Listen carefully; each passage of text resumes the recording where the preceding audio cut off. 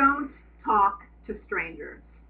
You have heard that phrase uttered by your friends, families, schools, and the media for decades. It's a norm. It's a social norm. But it's a special kind of social norm because it's a social norm that wants to tell us who we can relate to and who we shouldn't relate to. Don't talk to strangers says stay away from anyone who's not familiar to you.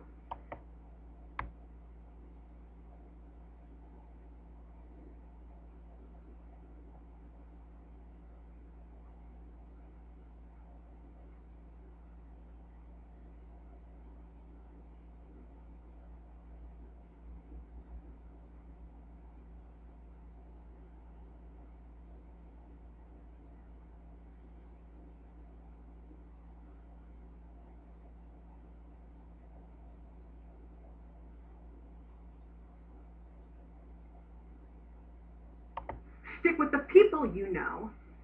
Stick with people like you. How appealing is that? It's not really what we do, is it, when we're at our best? When we're at our best, we reach out to people who are not like us. Because when we do that, we learn from people who are not like us. My phrase for this value of being with not like us is strangeness. And my point is that in today's digitally intensive world, strangers are quite frankly not the point. The point that we should be worried about is how much strangeness are we getting. Why strangeness? Because our social relations are increasingly mediated by data. And data turns our social relations into digital relations. And that means that our digital relations now depend extraordinarily on technology to bring to them a sense of robustness, a sense of discovery, a sense of surprise and unpredictability. Why not strangers? Because strangers are part of a world of really rigid boundaries. They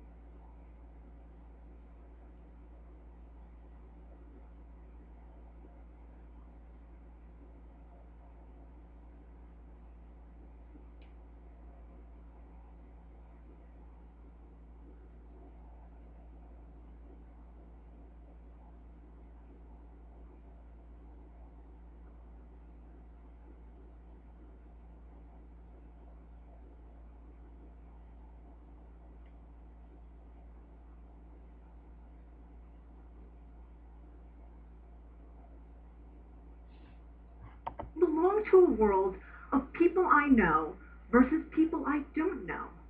And in the context of my digital relations, I'm already doing things with people, psychologists and sociologists, who are thinking about strangers, but they weren't thinking so dynamically about human relations.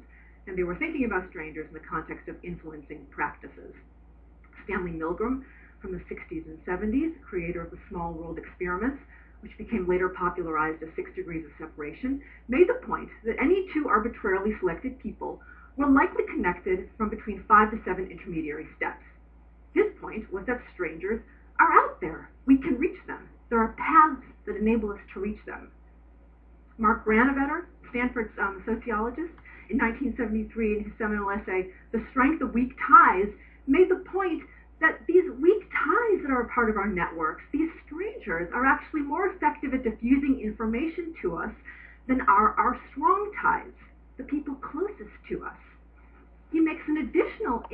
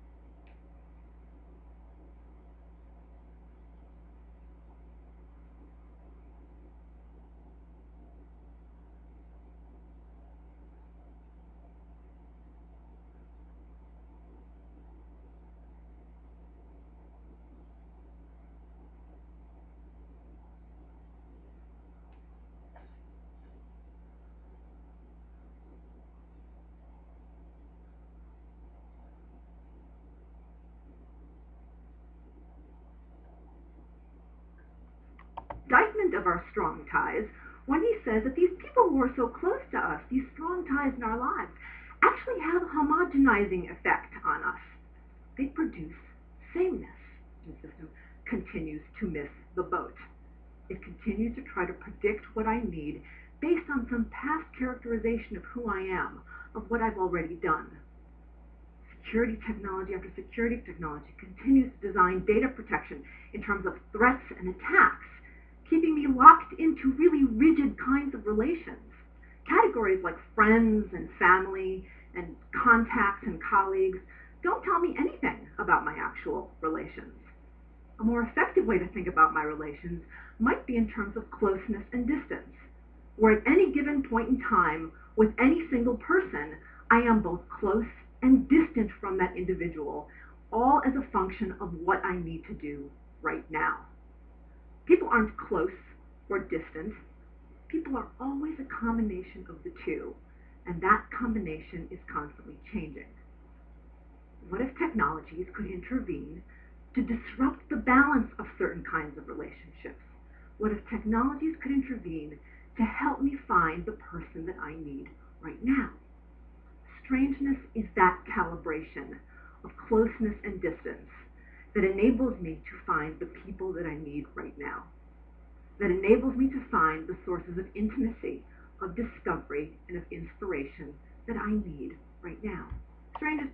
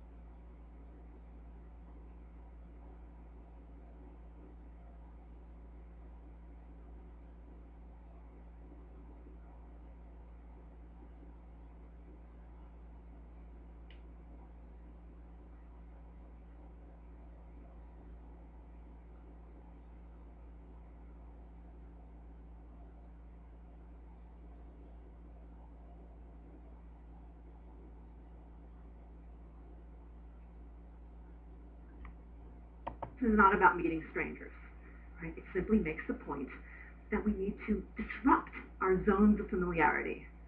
So jogging those zones of familiarity is one way to think about strangeness, and it's a problem faced not just by individuals today, but also by organizations that are trying to embrace massively new opportunities.